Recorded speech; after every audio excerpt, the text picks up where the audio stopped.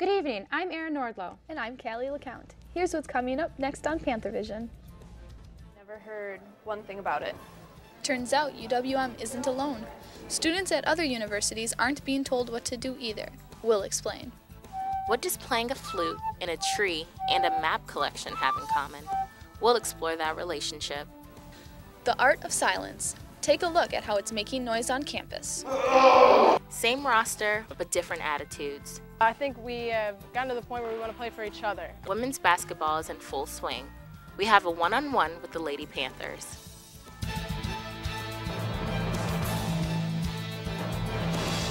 From the University of Wisconsin-Milwaukee, this is UWM Panthervision. A weekly newscast reported, written, and produced by students in the Department of Journalism and Mass Communication.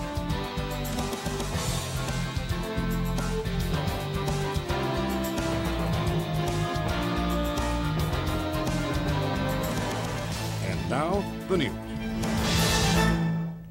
Good evening. UWM is not alone. Other colleges in the system aren't giving their students important safety information either. That's the result of a Panthervision investigation into whether state universities train students on what to do in an active shooter situation. Training video, if you have, keep your hand in the air. As we've reported, most UWM students have never been told what to do, nor are they required to attend training classes or watch a training video. But a UW system task force formed after the 2007 Virginia Tech shootings required that schools provide such information. The task force mandated that all UW institutions develop new safety and security awareness programs for students, faculty, and staff with the information appropriately disseminated.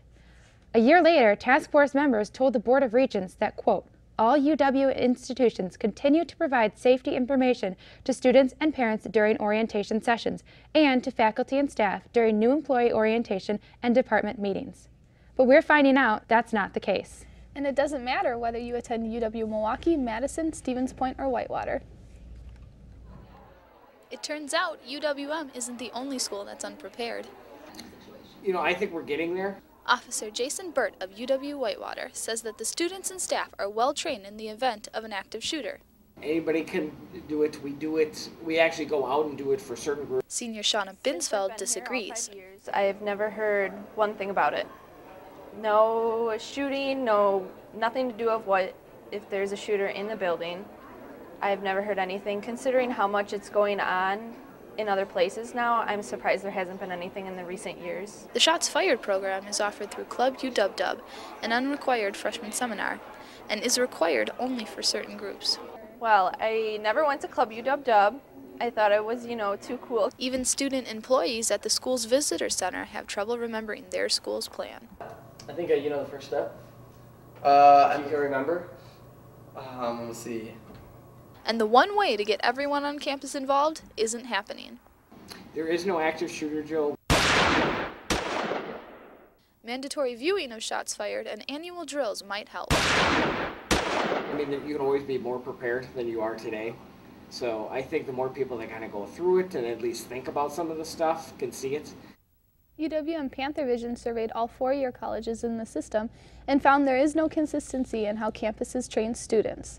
None of the 13 schools shows a training video at freshman orientation, although nearly all have one available. The most common video is called Shots Fired on Campus and is produced by the Center for Personal Protection and Safety. No school requires that students, faculty, or staff view the video or receive any other kind of training. Although some universities discuss safety issues at orientation, at UW-Eau Claire, police are not allowed to have face-to-face contact with freshmen or their parents at orientation. And UW River Falls stopped offering training seminars a couple of years ago after only about 10 people showed up for 2 sessions. All colleges in the U.S. will soon be required to train faculty and new students about sexual assault awareness. The training will include understanding the legal definition of consent for sex, safe ways for bystanders to intervene, and ways to recognize abusive behavior. Colleges must start the training by March of next year. The training is mandated by the Violence Against Women Act, which Congress passed earlier this year. 2 UWM students are being charged in connection with a robbery that happened just blocks from campus. David Kimbrough and Devonair Campbell are charged with being party to a robbery and use of force in an attack. Police say they and 2 others attacked a male victim about 6 a.m. on Wednesday. They allegedly stole his cell phone, iPod, and a pair of earbuds. The victim suffered a fractured cheekbone, a ruptured right eardrum, and damage to his left eardrum. Spites Plaza is lined with U.S. flags, each one in honor of a student veteran or service member at UWM. The flag tribute is just one of many campus activities for veterans this week. The activities are sponsored by the Military and Veterans Resource Center at UWM. UWM is honoring a longtime staff member. The university held a memorial service for Sarah Sandin, who worked at the university for 37 years. She spent 31 years as the coordinator for the master's program in the Lubar School of Business. She retired in 2010. Fortune 500 companies cannot get enough workers with this job skill, and they're willing to pay top dollar for it. Fluency in a foreign language is the hottest job skill according to the U.S. Department of Labor. Among the languages in highest demand are Arabic, Scandinavian, and Asian languages. UWM's Department of Foreign Language offers instruction in those languages. Because Spanish is so prevalent in the United States, it offers the lowest return in terms of salary. 1 of every 8 students at UW-Madison is from a different country. The Institute of International Education says UW-Madison enrolled 500 more international students this fall compared to last year. Madison has 5,300 international students. UWM also has seen an increase in international student enrollment, up 15% from last fall. UWM has another kind of international influence. This time we're not talking about students. Will Bott has the story. Julian Davids Mochedler connects with nature by playing the flute in the middle of UWM's Downer Woods. There's very few places you can go in the city where you won't be looking at a house or a sidewalk or a bus. In the fast-paced world of technology, it's easy to miss the forest for the trees. When you're on campus, you're constantly surrounded by this rush of people. They all have somewhere to go, and they're all rushing there really quickly. But in the woods, there is none of that. Downer Woods is not the only overlooked sanctuary where Davids Mochedler finds fulfillment.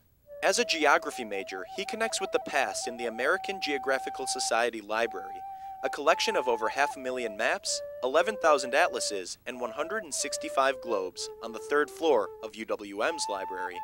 You can look at a map and see a place. Like you read in a history book, Milwaukee of 1850. What does that mean? You can look at a map and actually see, this is what a person did in their life. They went from here to there. Maybe that was it. That looks... Yeah. That's water, so this is KK. Marcy Bidney is the curator at the library. She finds similarity in the separation that people have with nature and the past. We're trying to cram so much into our daily lives that we don't have time to think about or take a walk in the woods. Bidney thinks it's important for everyone to understand that maps reveal more than just directions. They portray the reality of the time. Here you have a fairly well-defined Iberian Peninsula where Spain and France are. Bidney and Davids Mochedler find themselves combining lessons from the past with their own lives. I think we need to question the technology that we do have and that we do utilize. Although Davids Mochedler does not use a phone or social media, he finds his source of happiness in the trees and in the earth. In Milwaukee, I'm Will Bott for Panthervision. The map collection in UWM's library is the largest and most prestigious in the country. You can view these maps and other historical documents in person or on the UWM library website. The men's soccer team is headed to the NCAA tournament. With a 2-0 win over UIC on Sunday, the team won the Horizon League tournament, giving them an automatic bid to the NCAA. This is the team's 9th all-time trip to the NCAA. The game was delayed for 4 hours due to severe weather in the Chicago area. Being in the NCAA tournament is nothing new for the men's and women's soccer teams. And that makes soccer fans proud. But how strong is Panther pride for the rest of the university? Panthervision's Kevin Grenke checks out the school spirit on campus. When you think about UWM, how often do you hear about their raucous student section? UWM has a serious lack of Panther pride. It could be better. Greg Blahoviak is the assistant of ticket sales for the UWM athletic department. And hopefully give the students a great experience from the time that they leave their dorm room or their house or apartment to the time that they leave the arena. One thing the athletic department is doing to increase fan experience is more fan giveaways, says Brian Morgan, the Assistant Athletic Director of Fan Experience. It's a proven fact in our business that t-shirts and free food giveaways do draw students to games. Recently, the athletic department decided they wanted to go from this to this. New this summer, we created the Fan Experience Department, which is popular now among college athletics. While they are implementing new ways of getting fans in the stands, they will stick to their traditional methods, such as the pep band, the cheerleaders and Panther dance team, and of course, pounce. While it is a work in progress, the athletic department is aiming to create a large and rowdy student section. In Milwaukee, I'm Kevin Grinke for Panthervision. Recent signs of success from the department include the men's soccer game against Marquette, which had an attendance of 2,500. Coming up next, we'll catch up with a 6-foot turkey dancing in the streets. And we'll find out what's cooking at MATC, that and more when we return. Issued this warning because smoking causes lung cancer. The Surgeon General issued this warning because radon can cause lung cancer. Radon is an invisible radioactive gas that seeps inside your home from underground. Protect your family. Have your home tested. Call 1-800-SOS-RADON. Radon problems can be fixed.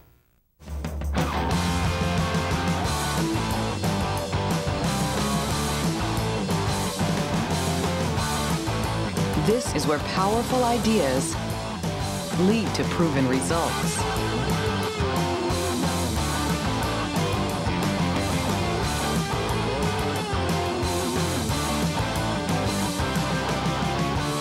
This is where you belong.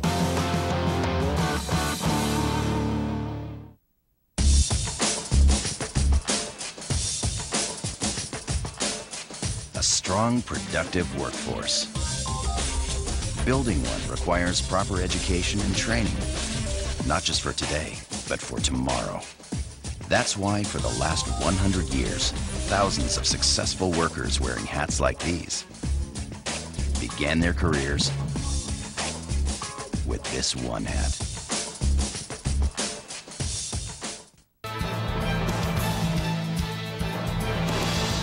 Thanks for watching UWM Panthervision, judged Best Student Newscast by the Northwest Broadcast News Association. Panthervision is produced by students in the Department of Journalism and Mass Communication in association with Milwaukee Area Technical College.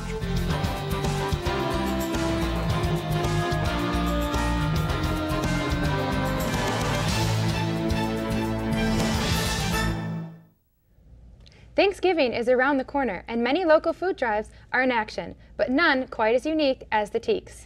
Panthervision reporter Michael Friday tells us about a dancing turkey and a good cause.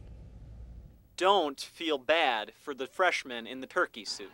It may be initiation week at the Teak House, but this isn't a form of hazing.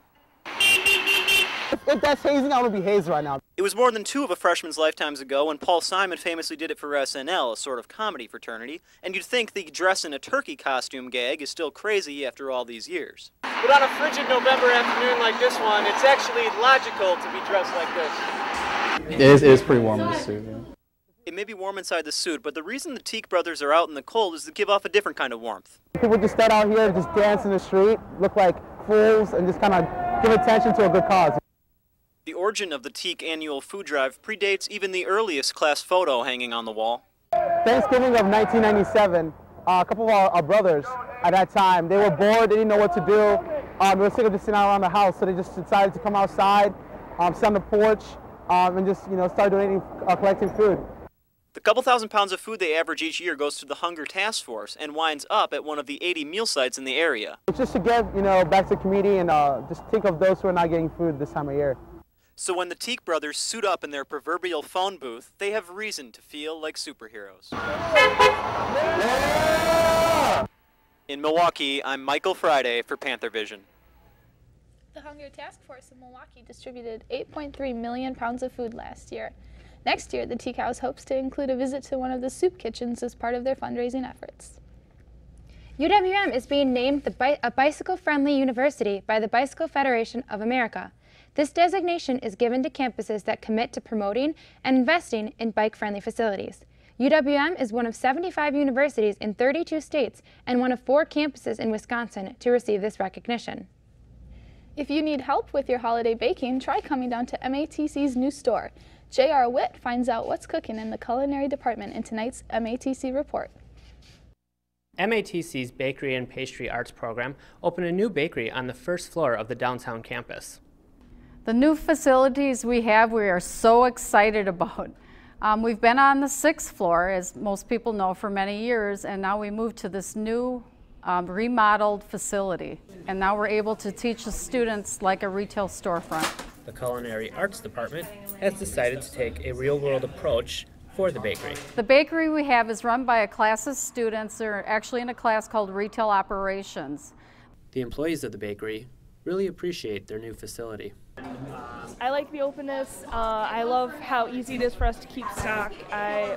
The back area is roomy enough that we can have several people back there doing different things. And all in all, it's a great space, and I really enjoy working in it. This bakery is not the only addition in the Culinary Arts Department. The retail bakery will operate almost the same hours as the new cafe when it opens. The new cafe is set to open the end of this semester. With so many people needing to follow a special diet, MATC has incorporated that into their program. And one of our labs is healthy baking, where they learn how to do vegan baking. They also learn how to do gluten-free baking and anything dietary. Currently, the bakery is open Monday through Thursday from 11:15 to 1:45. In Milwaukee, for the MATC Report, I'm J.R. Witt. Next semester, the bakery is extending its hours to coincide with the cafe that is opening. Robert White joins us with a look at our weather. Yeah, we had some rough weather yesterday, but this week it's going to be a lot more calm. Some tornadoes down by Chicago and Racine, but hopefully this week it'll be better. Looking at today's headlines, we have cold but dry today. No chance of rain, but it's going to be windy, awfully windy today. Currently the temperature is 36 degrees. Dew point of 25, and the barometric pressure is rising at 29.79. Today, cloudy and windy, high of 38, low of 27, and no chance of precipitation. Current conditions, we got the lows today, 20 in Rhinelander, 29 in Eau Claire, 28 in La Crosse, and Milwaukee down at 27. For the highs, 29 in Rhinelander, 35 in Eau Claire, and 38 in La Crosse, and today 38 in Milwaukee as well. Looking forward to tonight, a low of 27, a little bit of wind from the northwest at 13 miles per hour. And tomorrow, mostly sunny. It'll be nice tomorrow, 44, low of only 37, wind from the south at 15 miles per hour. On Wednesday, the rain will come back, but it will remain mild, 42 and 40 for the low. South wind at 18 miles per hour. Thursday, 46. And the rest of the week will be pretty nice, highs in the 40s. And then on Sunday, partly cloudy, only 26 though. So a little bit cold this weekend, guys. So it sounds like we have to put on more layers again. Yeah, definitely. Getting cold, closer to December. All right, well, thank you, Robert. With Thanksgiving so late this year, the Christmas shopping season will seem shorter than usual, but there might be a place for one-stop holiday shopping. Ashley Pluger takes us there in this MATC report. The Holiday Art and Gift Fair is a special event that the auction holds. We started in 2003 with about 25 artists, and we built it up now to 50 artists. It'll be original artwork. So it's going to be oil paintings, watercolors, pottery. We've got some metal sculpture, we've got regular sculptures, we've got glassware, we've got wood carving, we've got jewelry. We have lots of really great jewelry. We pick the artists. It's kind of a juried art show. People, artists send in their applications, and then we have several people who look at it and decide if it's something that's going to fit in with our show. It's free admission and there's free parking. It's held at the auction location, which is in Brookfield. The address is 12560 West Townsend Street. It's November 23rd and November 24th, so that's Saturday and Sunday, from 10 o'clock till 5 o'clock on Saturday, and then 11 o'clock to 4 o'clock on Sunday. if you're doing Christmas shopping and you're looking for something unique for someone, this is the place to be. The artists come in, they have beautiful stuff. Prices are good. The auction outlet store is open, and that's always fun. We always have leftover stuff. And we'll actually have some items that are left over from the holiday auction. This has been Ashley Pluger from the MPTV auction site for Panthervision. Now back to you in the studio. The event runs November 23rd and 24th and features more than 50 booths. It's championship season for soccer and warm-up season for basketball. We'll have all that action next in sports. And later, Silence Set in Motion, the ancient art of Tai Chi. All that and more when we come back. We make sure they get to college. Federal student aid provides more than $150 billion in grants, loans, and work-study funds to make college possible for anyone with the mind to get there. Because if given the chance, minds will do great things. Federal Student Aid, proud sponsor of the American Mind. Learn more about money for college at studentaid.gov.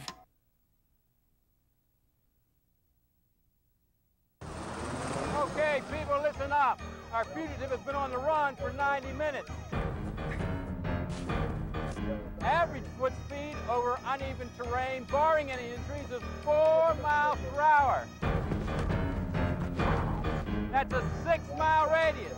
I want checkpoints established at I-95, 495, and over at Route 66. What I need from each and every one of you is a full target search of every gas station, residence, warehouse, farmhouse, hen house, outhouse, and doghouse in that area. Your fugitive has just cashed in his 401k plan, and all he had to do was roll it over. Go get him! Learn about rollovers and protecting your financial future, and choose to save. You can't mess with a big dog.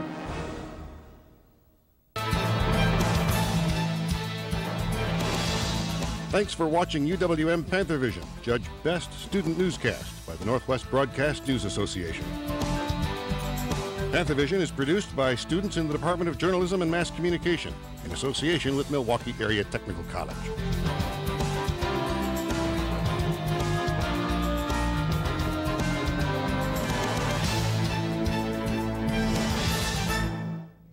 It's a busy time for UWM sports. And the soccer team takes top billing. Mike Procaro is here with sports. Thanks, Erin. Looking to earn their 9th trip to the NCAA tournament, the men's soccer team faced UIC Sunday on the road, but they had to wait. After waiting for 4 hours and having to move from UIC's field to Northwestern, UWM finally got a chance to play, and it was worth the wait. UWM won 2-0. Up next for the Panthers is finding out who they will face in round 1 of the NCAA tournament. The selection show is at 11 a.m. today. The team will gather in the Klatsche Center to watch the show. The women's soccer season is over. The Lady Panthers lost to Michigan in the first round of the NCAA tournament. The women made it to the NCAA by winning the Horizon League tournament in dramatic fashion, scoring with just 23 seconds left. After the win, the team gathered in the Klatsche Center to watch the selection show and found out who they would face. And although they drew 11th ranked Michigan, that didn't faze them. To get back there, they will have to beat Milwaukee.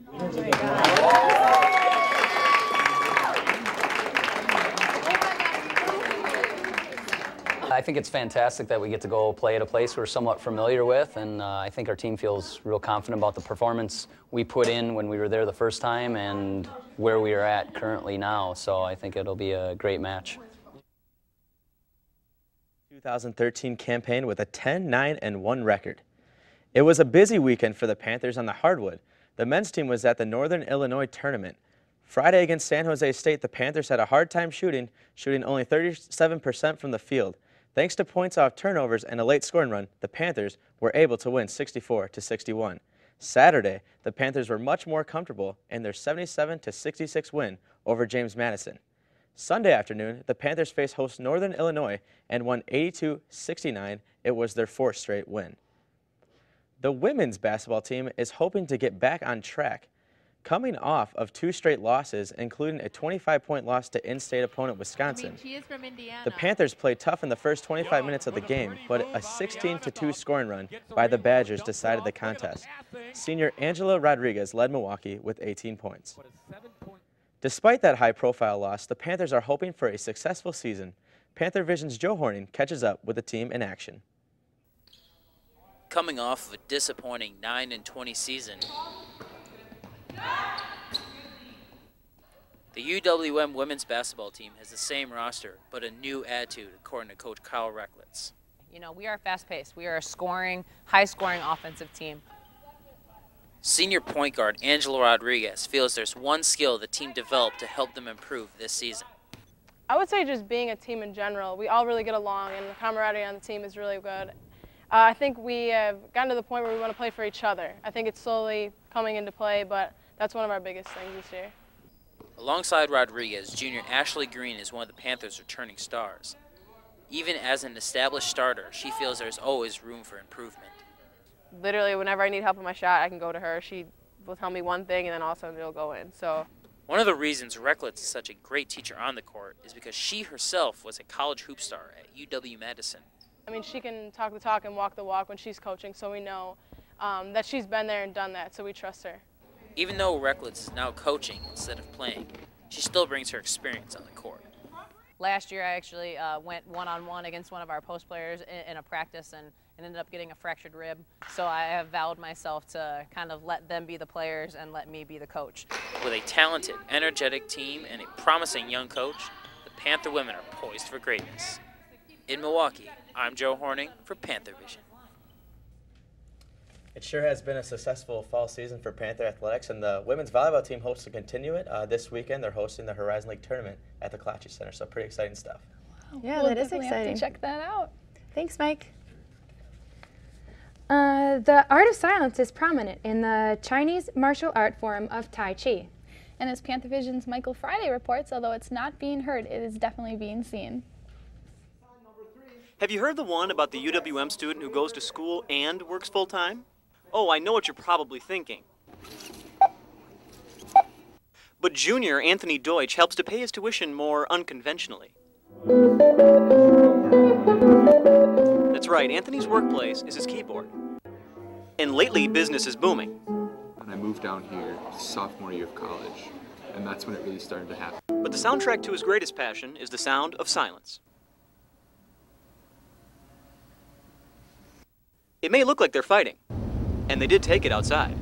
But it's just another meeting of the Tai Chi Chuan Club, where Anthony is the master. He has stepped up to the plate and started promoting Tai Chi on the campus here. However, there's much of the ancient Chinese art he's yet to learn. Okay, let me make a correction here real quickly. Still, Anthony can use the philosophies of Tai Chi. It's all about adversity.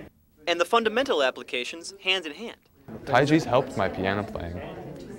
Well, we had a guy from Chicago. And he's happy to show off his progress for strangers and mentors alike. I need to practice more. Oh, come on. Now is when I could end the story with a cliche like Anthony stands out from the crowd. But that would contradict the Tao of Deutsch. Words are ineffable. We use them as tools, but really, like, the best thing at the end of the day is just to experience something, and then you have that for yourself. In Milwaukee, I'm Michael Friday for Panthervision. The practice of Tai Chi is spreading worldwide. It's used primarily for defense training, but also has health benefits. UWM's Tai Chi Club meets every Friday at 11 a.m. in Green Hall. Thank you for tuning in for tonight's edition of Panthervision. You can watch us on Time Warner Cable Channel 14 and AT&T Uverse Channel 99 at 5 o'clock on Wednesdays and Fridays. Have a great week.